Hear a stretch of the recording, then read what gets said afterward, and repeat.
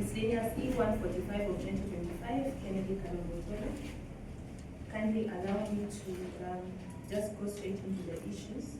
We remember what the arguments were.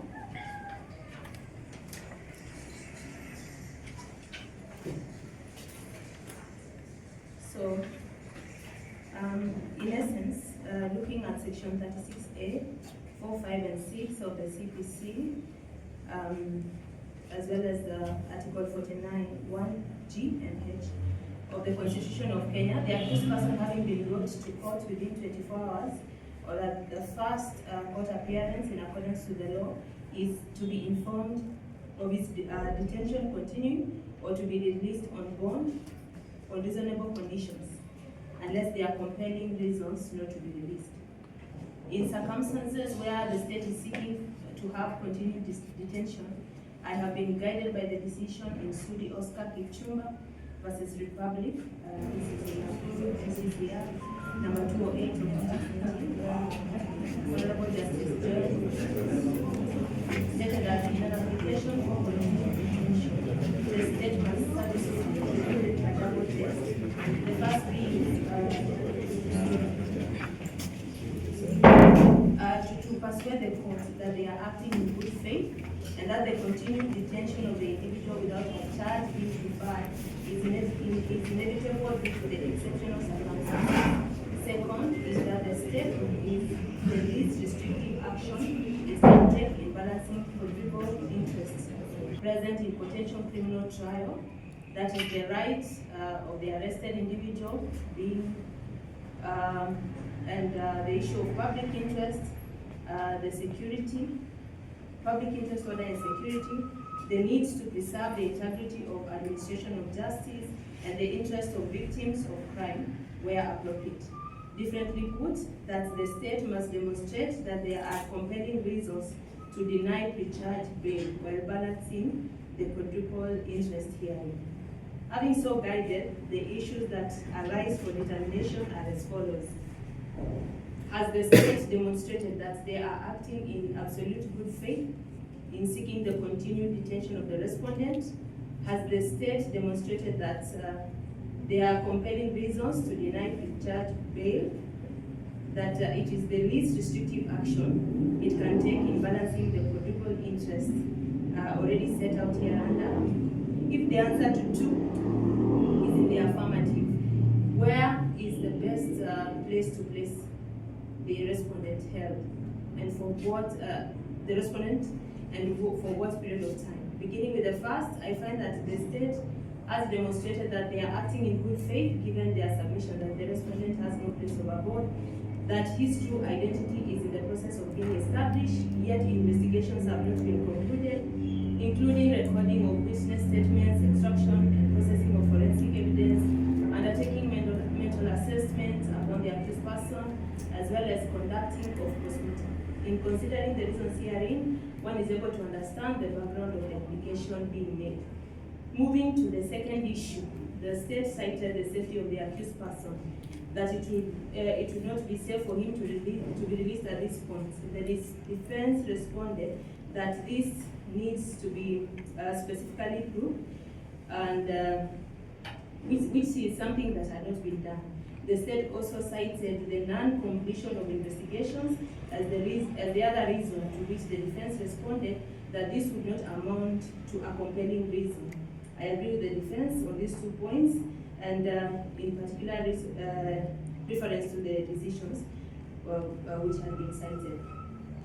The state also submitted that the respondent has no fixed place of abode, and that his true identity is in the process of being established. The defense, in admitting this position, stated that the respondent would also reside within the streets, and asserted that non-registration would not amount to a compelling reason. I disagree with this, with the defense on this one, as the defense stated that the suspect at this point, the suspect also has no known relatives. In my considered view, this would amount to a compelling issue. and this is the assertion that the respondent has no known place of abode. There is no documentation of identification, and even there are no known relatives. It would then become hard to trace the suspect, even for purposes of conclusion of investigations, if it was to be released at this point in time. With this, I find that the state has demonstrated that there are compelling reasons for continued detention of the respondent. Flowing from this, then treatment, subsequently they change this position and require the suspect to be detained at a secure institution which has medical facilities. The defense on the other side was citing Article 43 of the Constitution, stated that the accused person was unwell and needed to continue treatment at Kenyatta National Hospital or at any other public medical institution, which is named. It becomes clear from the submissions herein that the respondent is unwell and requires close medical monitoring. It is, however, my considered view that it would not be prudent to have the respondent detained at Kenyatta National Hospital at this point in time, for reasons that this is the scene of the alleged crime, and statements are yet to be taken from witnesses, which maybe would include the patients and the doctors at this facility.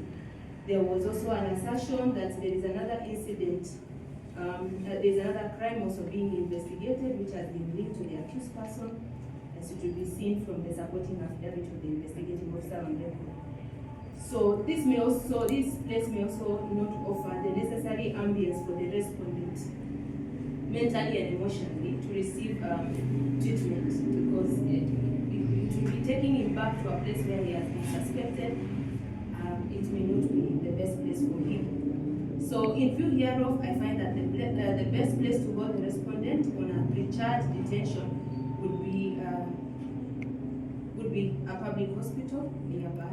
And in this case, I find that he can be placed at Mbagathi Hospital. So the final orders are as follows. The state has demonstrated good faith in the application, that there exist compelling reasons for continued detention of the respondent. The application dated 21st of July 2025 is hereby allowed, save to add that the respondent shall be held at Mbagathi Hospital while receiving treatment under tight security for a period of 10 days to enable the state to finalize investigations concerning the matter in question. The OCS Kilimani Police Area is to oversee to this security. While at the facility, his mental assessment is to be undertaken. Counsel for the respondent are to be granted access to visit with the respondent anytime they so require. Parties are at liberty to approach the court on any application that may arise. There shall be no orders as to this. So those are the orders of the court. Much obliged. We wish to, on behalf of the respondents, thank this court for the landmark. So ningependa kuuliza kama kuna watu kutoka familia ya marehemu kwa hii kesi ambayo inachunguzwa. Kuna mtu wote kutoka familia ya marehemu?